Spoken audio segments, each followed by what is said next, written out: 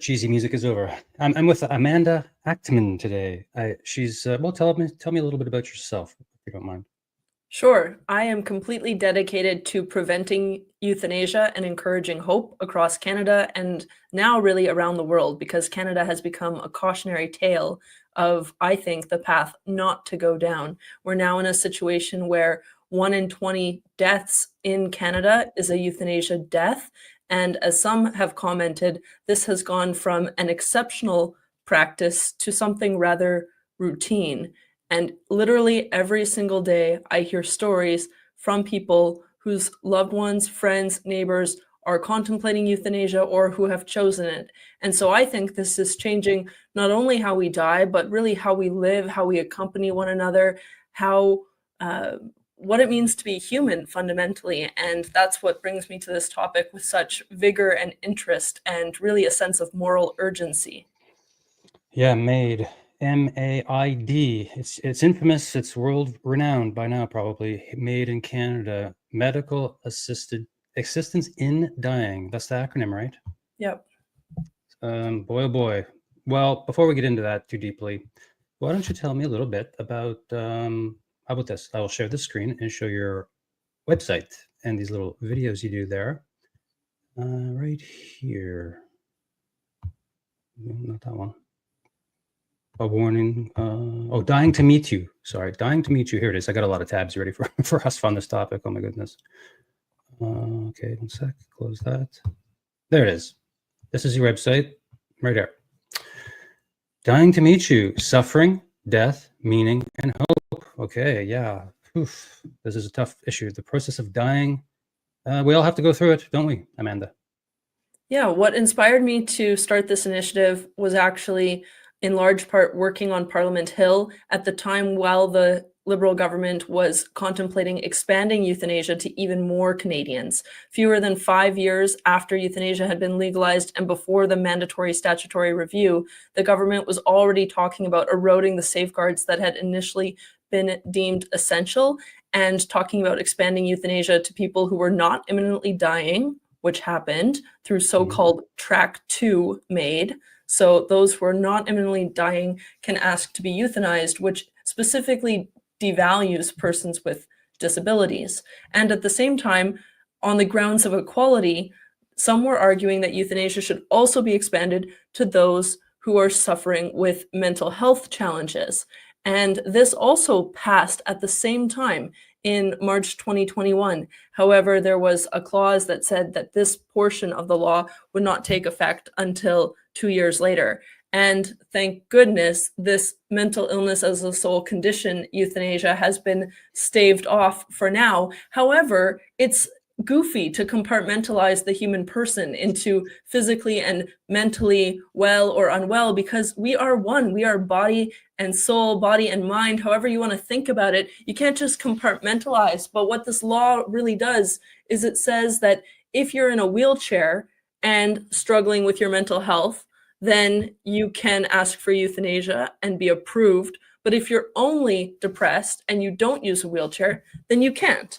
And so there's a clear devaluation of some lives that are regarded as less worth living, far from being a choice, far from being compassionate. This is the devaluation along certain criteria. And what I really like to stress is that as soon as you fit the criteria, you are devalued, whether you choose it or not. Just being informed that you are eligible to prematurely have your life ended by state-sanctioned euthanasia is itself an attack and an affront on the person. So I was working with a member of parliament from Alberta and this Conservative member, along with several others, across party lines. Actually, this became a kind of unique issue where we saw some cooperation between different people across the political spectrum, whether from a disability rights perspective or an Indigenous perspective or a sanctity of life perspective. There was a lot of common cause, and I thought that was really interesting. And nevertheless, there was a sweeping support for this broadening of euthanasia by and large within the parliament. So I was pretty disheartened by this, and I started to think, wow, we really don't know how to suffer and die well. And I have traveled all over the world. I have a lot of experiences in different countries and a great sense of history. And to me, this struck me as a form of kind of existential poverty in my home country that I wanted to tackle, because this is not just one issue, and this is not even one part of life. This is actually all of life. This is the question of whether or not it's good to exist, and if your life is meaningful while you suffer, which actually concerns absolutely everyone in a massive way. Okay, the rabbit holes are open. Oh my goodness. Okay, ethics. There's no ethics debate going on. Same as the COVID stuff and all the whatever. There's no public debate around any of that stuff, and also this, it seems. But you brought up a word there, existential. Whoa, okay, you're right. And for me, this is the core of the issue, at least how I approach the topic, how I think about that topic. Suffering and death. Gee whiz, it's too big of a rabbit hole to open right now. This whole philosophy thing here. But what does it say about our country of Canada that we're doing this? Do you think, like, what else could go wrong? And now this, Anyway, I don't know. Let's There's a adjust the writer country. There's something, what are your thoughts here? There's a writer I like very much, and he says, "Those who do not know how to suffer can never grow up." And so what it says about our country is that we're immature. Mhm. There's something, another writer, a French writer, has called the kind of request for euthanasia a kind of petulant desire. And I think we see a lot of this underlying the request for euthanasia. It's a kind of, I want what I want, autonomy and control, to hell with others. And so it's a kind of inability to contend with suffering, and it's an expressive individualism that forgets that we actually belong to one another and that our actions have consequences. You cannot go and either commit suicide or ask for euthanasia and not hurt people in the process. Right. That's another element there, the ethics, the broader issue of this. It's not just like the right to kill yourself. Let's just be honest. That's what it sounds like. Like, gee whiz. I could play a quick video from your. You've been posting this video of this gentleman here. Yep, You want to watch a sure. quick video that you post, because this is going to really set us up, further for the conversation. So I'll share the screen. Put that right here. I'll be stumbling over my thoughts about this constantly, so I'm just going to constantly just ask you questions, because I find this sick. I'm just going to say it. Okay, let's watch this video. It's not abstract. It's not theoretical. Let's set this up first. Tell me about this man. You interview him for 5 minutes, so you're going to be in this video. Set it up for me. Yeah, so as you'll see in the first few sentences, this is a person who speaks from a position of authority, as someone who has a kind of intimate experience with Canada's euthanasia program. So you'll see why. Okay, here we go. So this is gonna. Opposition to euthanasia is not speculative.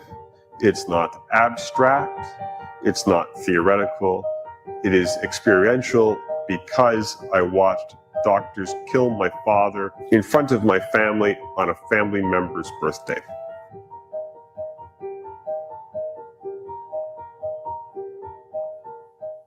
Tell me about your father's life. Growing up, my dad was a complex man. He was, in many ways, a very loving father. He was very, very proud of having his kids. He would hug you very quickly. He was an affectionate guy, but he also had a dark side. And I noticed this as a teen. He would talk about drifting off into Georgian Bay on a canoe, never to return again. And he would talk about deaths he witnessed in the police. And it wasn't until years later that I saw that as indicative of somebody who's deeply traumatized or deeply depressed. But that was the dark side of him. The light side was this loving, jovial man who would laugh heartily. Were you concerned that he would commit suicide long before euthanasia was ever legal? Absolutely. My dad had been suicidal in the past. I dealt with it at different times. And so when MAiD came along, it was the perfect flattery. It's telling him suicide is okay. It's telling him, it's dignity. It's somehow even beautiful or something like this. On what basis did your father apply for and be deemed eligible for euthanasia? 2 months after the government expanded euthanasia for people who were not imminently dying, my father applied for it under that new law. He had arthritis, diabetes, chronic conditions like that. None of them were imminently fatal, and that's how he applied for MAiD. He was approved on that basis. He was approved on that basis, as far as we can tell. Frailty was another reason. Some proponents of euthanasia have said that family members are their biggest problem. What do you think about that? I find that remarkable. The people most affected by a MAiD death before and after it occurs, outside of the person dying, are the family members.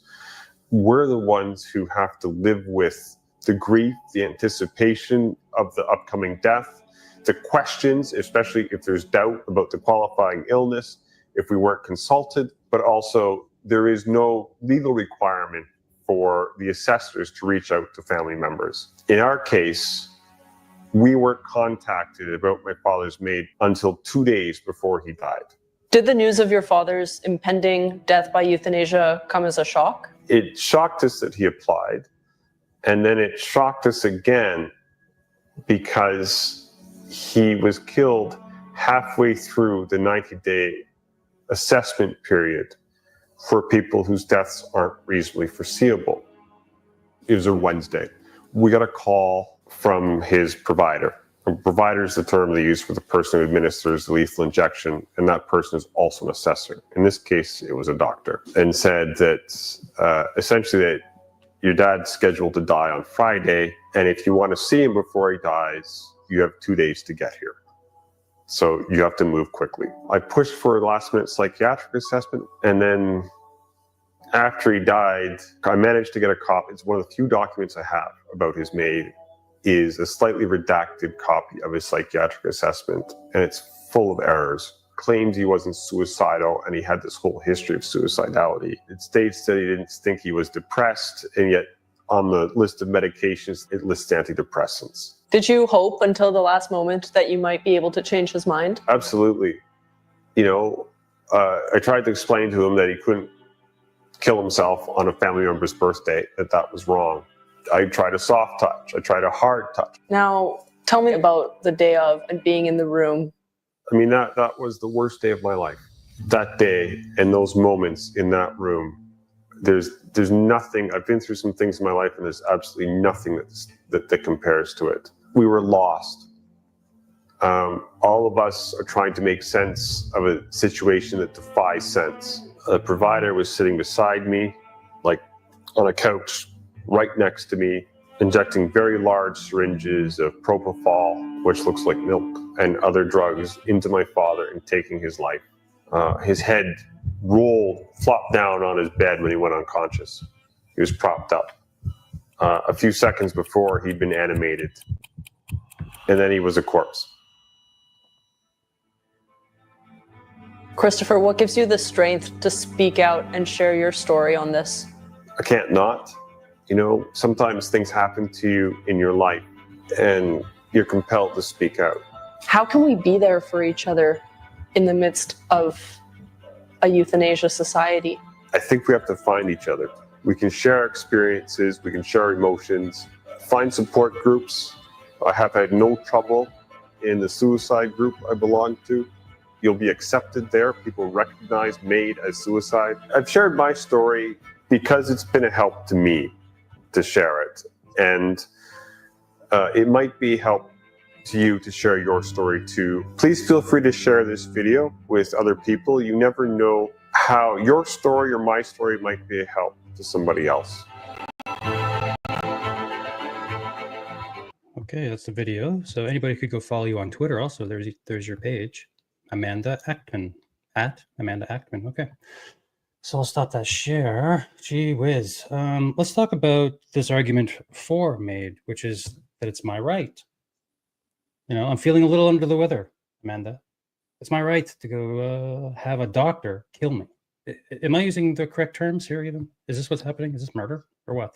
Many people will say that it's a right, although this is really not how euthanasia was legalized in Canada. Instead, what happened was the criminal code was amended in order to create an exception to homicide, an exemption from being held criminally liable for committing homicide. If you are a doctor or nurse doing euthanasia, then you are exempted from prosecution for the criminal offense of homicide. That is how it was ushered in, not as a right, like our right to, well, life or freedom of speech or things that are actually rights, but the courts looked at this very strangely and thought, in order to respect the right to life, we need to allow people to receive suicide at the hands of a doctor or nurse.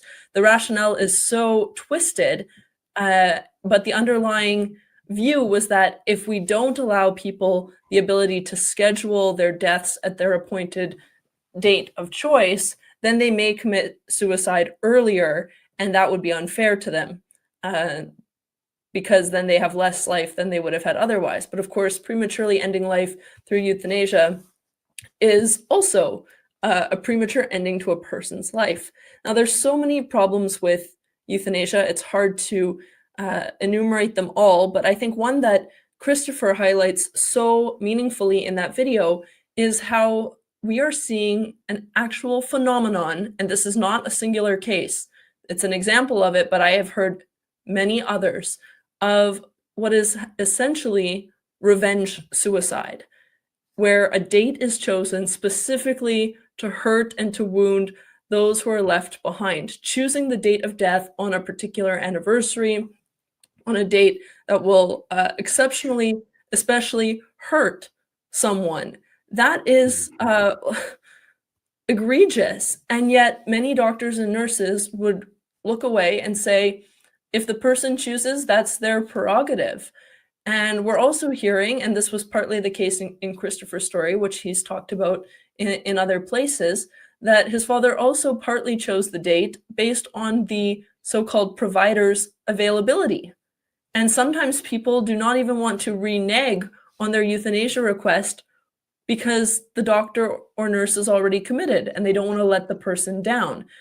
This is terrible, and it is such a degradation of our reasonable hopes to actually be accompanied and to have meaningful deaths. It shatters the grandeur of dying, the solemnity to which each person is entitled, and it trivializes it. It's really the banality of death, where unthinkingly people are acting as if our deaths are of no consequence, when anyone truly knows that death is a massive deal. And you see Christopher, he's an adult, he's grappling with this with a tremendous amount of maturity and resolve, and also generosity toward others in sharing such a painful story. Yep. Now, I would say take a moment and think about, for example, the children who are much younger than him suffering the loss of their grandparents or great-grandparents by euthanasia, who don't necessarily have the same resources and the same emotional and psychological maturity. Not that anyone should be contending with this, but CBC has been putting out articles about how to expose your children to euthanasia and normalize it for them. Look at the toll it's having on grown-ups, and then imagine the consequence on little kids who are learning that euthanasia has become normalized in Canada. It is shattering because, well, for many reasons, but one of the reasons is this person didn't love me enough to think I was worth staying in the world for. This person didn't love me enough to think I was worth remaining in their world for. That is shattering to a person's sense of self, sense of identity, and that is the wound and the havoc it wreaks. That's why I like to stress that it would be a mercy for a person contemplating euthanasia not to go through with it and leave everyone in their life wondering what they could have done. This is what's making people feel precarious and feel really uncertain. And like the ground of them this is the existentialism. Yeah, you're right. It's This very is the big concrete. So like, this is no abstract philosophy. This is like, there's a contagion effect with euthanasia and suicide and self-harm. And if a grandmother is going to commit suicide through MAiD, then what model is she giving to her granddaughter who is struggling with an eating disorder or cutting herself? There's no serious message that that there can be a means and a recourse for for help and for support and for compassionate accompaniment, but rather that this attempt to control suffering actually ends up inflicting more and more suffering. It's a multiplication of suffering, not an elimination of it. And I wish people would see that. And I think gradually with the stories like Christopher's, and as more and more stories are told about the damage caused, soon we won't be able to ignore the effect that euthanasia has on others. And some might say, well, who cares? Let's be indifferent to it because autonomy is key. But I like to say, you know what? Autonomy is boring. Autonomy is boring as a highest value. I am very pro freedom. I'm very pro fundamental human rights, and I've advocated for years for true fundamental freedoms and human rights.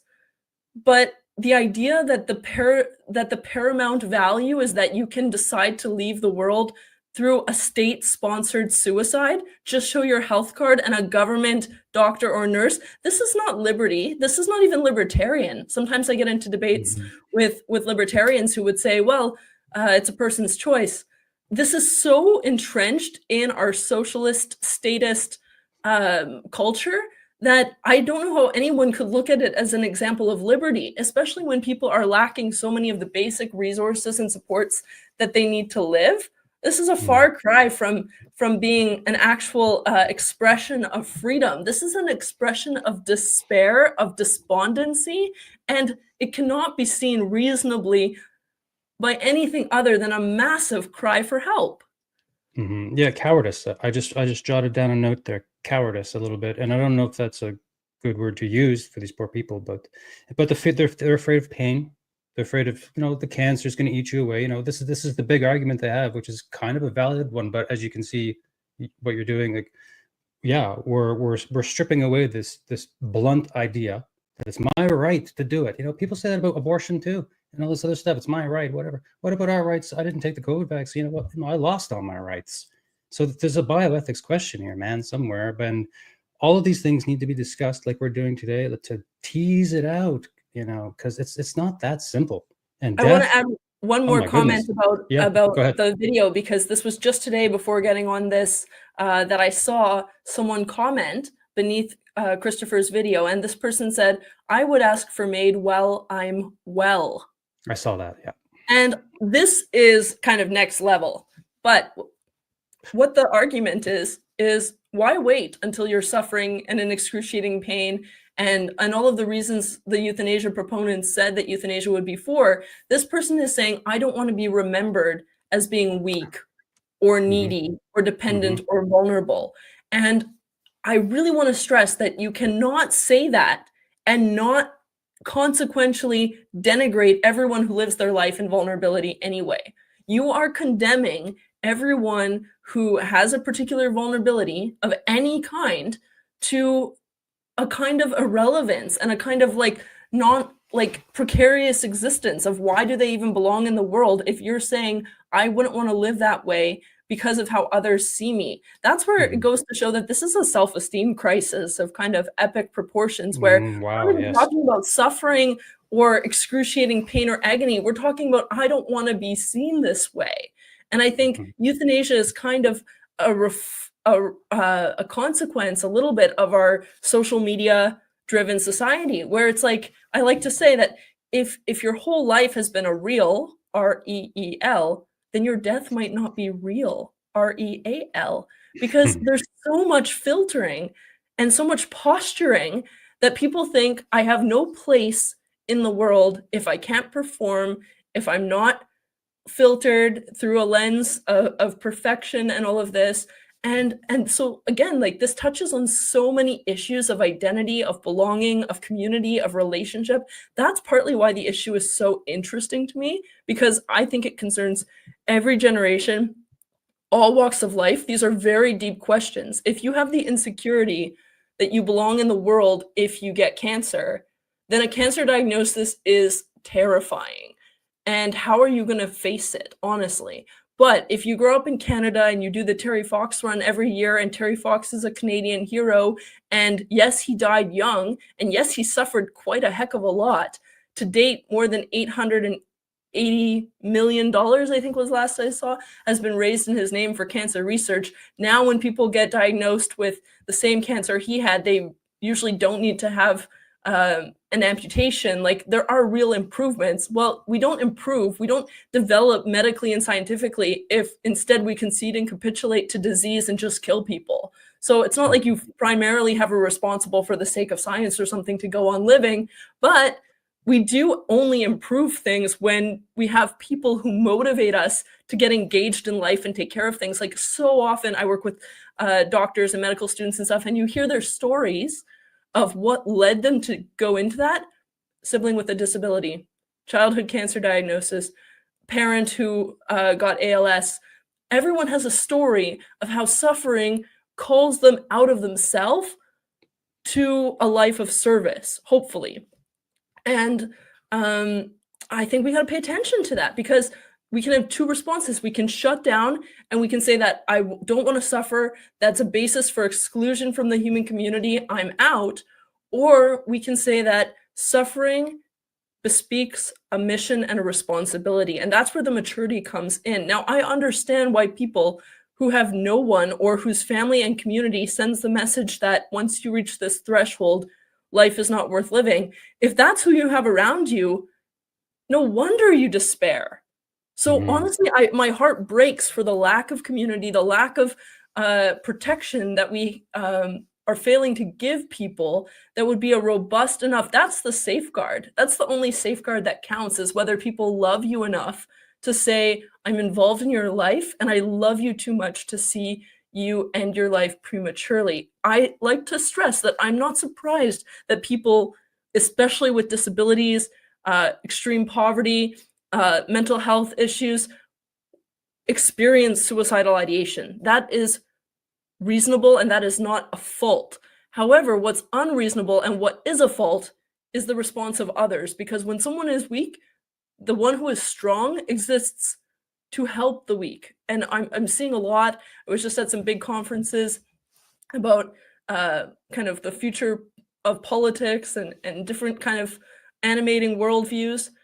And a lot of themes came up about strength and weakness. And it's like those themes are really present, but they're very capable of being distorted. The purpose of a strong society is always to defend and care for the weak. Just like in a family, the purpose of strength, in any community, the purpose of strength, if it's not to take care of those who are most in need, how strong are you really? Yeah, I forget the lady's name, but she runs another large Canadian organization, and she gave a great talk. And she said, when someone's standing on a bridge ready to jump off, so many resources come from them, and it's like that stuff. But no, in this framing in our Canadian medical society now, it's no to go ahead and jump. So this is you work for these people here, or you work with them. Canadian Physicians for Life. And here's you in the about right here, our team, Amanda Achtman. So you're the Ethics, Education, and Cultural Engagement Department. Yeah, so that's why it's great to have you here, because the ethics of this is so important. It's everything, isn't it? And you're laying it out really well here. Let's move forward to this little doozy right here I have prepared. It's a study from this journal here, one of these medical journals. And they're just looking at California and Canada, who both brought the MAiD at the same time, although it's called something different, obviously. And what we're going to get into here is just one quick thing, a number and then a graph. So here's the number. So 853 medically assisted deaths occurred in California since this program began. And in Canada, 13,204 in the same timeline. So what we have here is activist doctors. And there was another study, but I lost track of it, by the same journal. Somebody could go find that, where that study was saying, of all the providers of MAiD in Canada, a small percentage of them are dishing it out because they're really gung-ho, right? I'm sure you know about this. So here's the graph. Look, from 2016 it started to 2022. What the heck's going on in Canada? They just love to give this stuff out like candy, I guess, right? The main reason for the discrepancy in my opinion, is the difference between euthanasia and assisted suicide. The critical distinction being euthanasia is where a doctor or nurse administers the lethal substance or injection directly to the patient, whereas assisted suicide, which is what is in effect in California and in the other US states that have it, I think it's about 10 to 14 states that that have assisted suicide. It's that the patient has to take the lethal substance him or herself, which is a Right. massive deterrent, and a lot of people That's a don't wanna major do that. difference, hey? That's a Major major difference. biological, ethical difference between someone Totally. injecting you and killing you and you drinking the brew willfully. And here's the thing.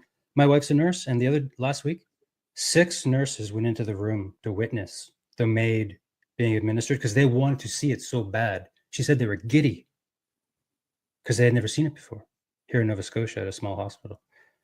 And my wife was just in the office thinking, is there not an ethical discussion here at all with these people? And they came out of the room and they weren't giddy anymore because it was, anyway. I hear about it all the time. My wife is a nurse. She tells me about this stuff when she comes home. It's like, my goodness. And the poor doctors, there's a doctor that really struggles with this there very openly about it. He speaks his mind. He's like, this is sick, basically. Yeah, Oh it's boy, it's a creating real a huge problem chasm. within the medical industry, like That's within it, the a community. huge The chasm doctors within probably the have nightmares about it, right? Yeah, is a massive chasm within the community of doctors and nurses and psychiatrists also. And think of the others too who are implicated. All the attention goes to doctors and nurses, but there's administrators, there's paperwork, there's pharmacists, there's lawyers, there's so many other people and so many other professions that this touches, which I think we're not so focused on. Even people who are like me, very vigilant and kind of proponents of life and trying to oppose it, I think it's important that we reflect on everyone who's part of the process and implicated, because it's taking a toll on everyone, whatever their degree of participation in it. So doctors, yes, many of them don't want to have anything to do with it. They want to abide by the Hippocratic Oath, first do no harm. I like to point out that we're kind of pre-principle on that one, where we've got to ask, first of all, what is harm? Because you don't get very far with the principle do no harm if you don't agree what harm is. And one of the leading euthanasia providers, one of those small kind of inner circle doctors to whom you referred, wrote a memoir in which she talks about the Hippocratic Oath in her book, in her MAiD memoir. And she says, I didn't really see it as doing harm because it was the underlying illness that was killing the person. I was simply upholding their wishes. And so she does this complete inversion of the Hippocratic principle of doing no harm and says, in fact, I would be doing harm not to euthanize the person. It would be a harm not to provide their death.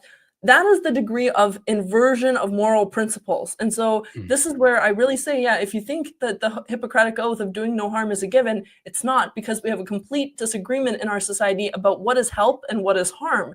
So I like to share how one of the doctors with whom I spoke really struggled among his colleagues to kind of mount a defense for why he would have nothing to do with this, until it occurred to him that he could say to his colleagues, as soon as you can show me how euthanasia promotes the health of my patient, I will do it cheerfully. But if you can't, I won't. And that settled it, because obviously administering a lethal injection does nothing to promote the real health of the patient. So I'm very pleased to be able to work also with Physicians for Life on medical ethics education for medical students, residents, early practice physicians. There's a community of people who are committed to healthcare in the Hippocratic tradition.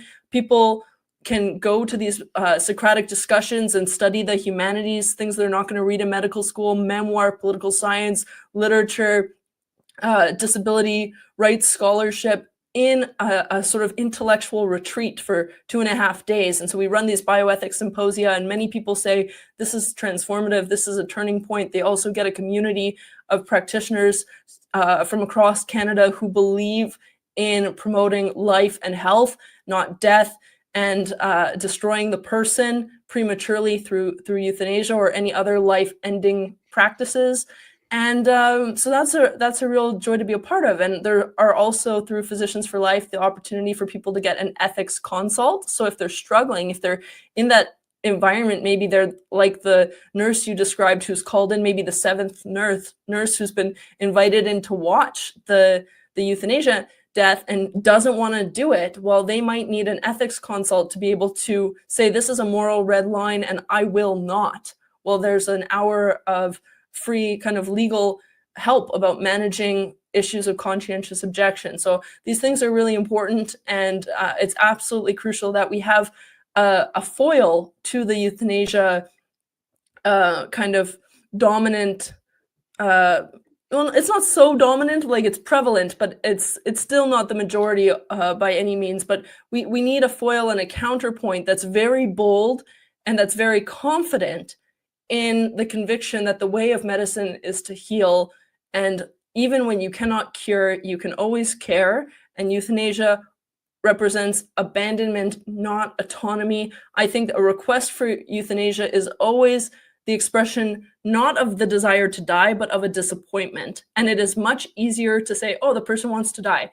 It'll be over in 15 minutes. And it's really the most lazy thing you can do. And it's not particularly specialized, killing people. It's like, really, you went to school for how many years to be able to kill people? It's not anything that is worthy of esteem.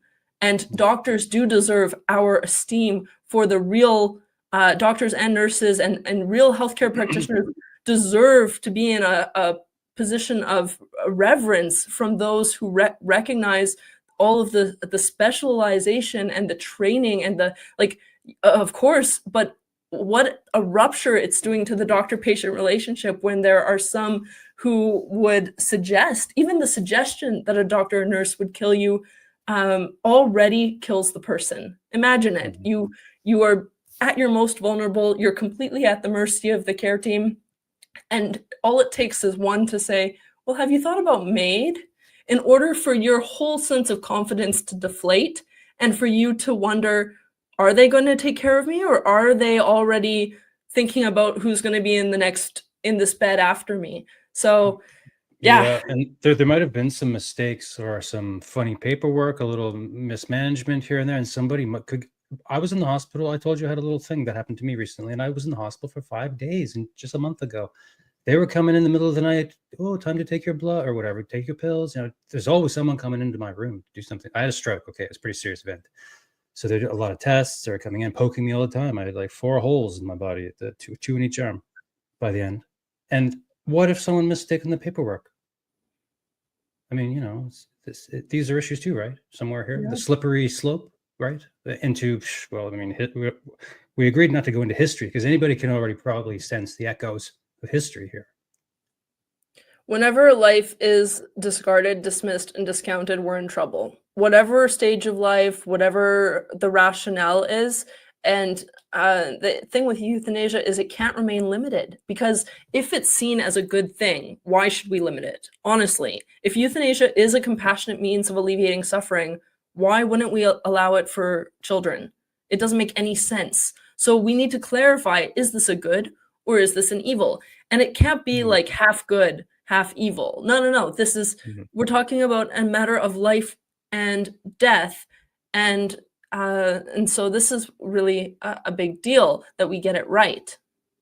Yeah. And here's a little bit of the other end of this, some of the propaganda. This is Maclean's magazine. You sent this to me. This Canadian Maclean's probably.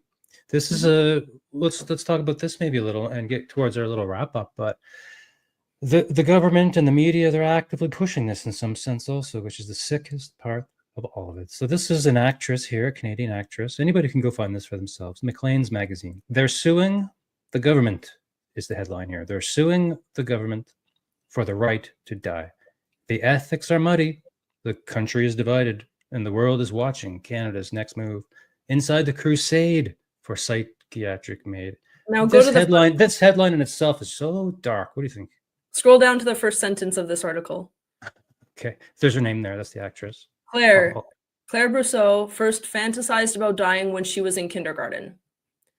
Yeah, like that's the first sentence. Like, what the hell? This is sensationalizing suicide and suicidality, and it is so grotesque. It goes against what used to be kind of standards about not glorifying suicide in the media, and now we're seeing it all the time. I have a Google alert on MAiD, and at least every couple days, you know what comes up in the Google alert? Obituaries. People are putting in their obituary that they died by MAiD. They're thanking the MAiD team. And in some cases, they're leaving money to Dying with Dignity and to other sort of euthanasia-related charities. And so this piece is very much a kind of propaganda piece aligned with the euthanasia lobby's talking points in so many respects. And so we have these stories of people who have suffered a lot in their life, and the what is presented when we say that anyone is, in a certain sense, a candidate for euthanasia is, what about those who suffered more? What are you saying to those who suffered more? Yeah. Are you going This to is a say huge that article. the people who have been held hostage in Hamas tunnels for Right. Yeah. 500 days, are you going to say that these ones in the article suffered more? And then the efforts to which we go to save life and to value life on the one hand, combined with the denigration and dismissal of life on the other. And some say, oh, well, it's subjective. Some people can take more, some people can take less. Again, as soon as you create a threshold or a criteria by which people qualify to die, it says that if you're suffering in those particular kinds of ways, then death is the answer. But death is never the answer. And we're seeing this with abuse, trauma, all kinds of victimization. I don't know how it can be seen as progressive to suggest that someone who is a victim of abuse and trauma and assault and all of this should be euthanized, no matter what other conditions they might have. Obviously, the person has suffered so much existentially that is in need of loving care so that that person can die well and with some modicum of redemption to their story that can't happen when it's cut short. Euthanasia always short circuits those opportunities to love. And when people are choosing it, we have to be very sensitive because it betrays an underlying insecurity that anyone is going to love me in the state I'm in, or that anything can be better. And so what's very demanding about this work is we have to put forward a more positive alternative vision, and we have to overcome evil with good. That is demanding and costly, and it's a heck of a job, but I think I don't want to live in a country where we don't believe it's possible to overcome evil with good, and where we don't swap the abandonment for real accompaniment and compassion. It just seems like the challenge of a lifetime and of a society to grow up and do better. Yep. Okay. Wow. Yeah. I mean, geez, I think we've covered it, this topic today, and there's so many threads I'd like to pull, but it's just too much. But I'm glad we could have the opportunity to speak, and I could have you on my podcast and get this message out and pull these threads and lay it all out on the table, this whole issue. Thank you so much for your attention to this topic. I think the experience of being a patient particularly brings you to these questions, because when you you put yourself at the mercy of a medical team, and when you feel that vulnerability yourself, it is transformative. And these questions are put to you in a very real way that don't only concern you, they also concern everyone in your life who you love. And you wonder, okay, you're able to maybe assert yourself, or you're maybe able to speak for yourself. Great. What about people who can't? What about people who don't have others to be their advocate for them, or aren't able to maybe express themselves as well and assert themselves as well? That's a big deal. So we got to let our experiences of our vulnerability make us care and go out of ourselves to protect anyone in a situation of vulnerability, which is not a pejorative or derogatory thing, because we are all vulnerable at some point in our lives. Each and every one of us has an experience, whether it's when we're born and just growing up, or whether it's a sickness, illness, disease, memory loss, whatever, we all are vulnerable. And I really am motivated by thinking, how will I be treated in the future if I'm not standing up for people today? So we know what we're in for if we don't turn the tide here. And that's like, honestly, it might seem very somber and dark, but for me, it's a real reason for hope, because I really think that people are starting to get galvanized to question these things. Stories like Christopher's are making people think twice about the toll that euthanasia has on others. And so I really encourage people, sign up at dyingtomeetyou.com, follow me on X, be in touch if you have a story that you want to share. Anytime you can reach out to me and share your stories. As Christopher says, we've got to find each other and we got to be there for each other. Yeah, in some ways, this MAiD thing might actually be the thing that's needed to open up this discussion to you're fighting against the culture at large too, in some sense. So that's why it's an uphill battle. But no, it's it'll turn eventually, and this could be the big, I don't know, the topic of our time in this country to finally get this on the table a bit more. But 2027 is the year now to look forward to, isn't it? Because in 2027 it will be up for the mentally ill again, right? Hopefully that will be removed permanently before we get to that date. Yeah. So anyway, we'll keep for the listener to know that last final tidbit, that this is not over. In fact, it's going to get worse before it gets better if this isn't stopped, right? Yeah. Okay, I'll put links in the show notes to your websites and that article you wrote in the tablet. We didn't get to that, and the McLean's article. And thank you so much. Thank you for coming on my podcast today, Amanda.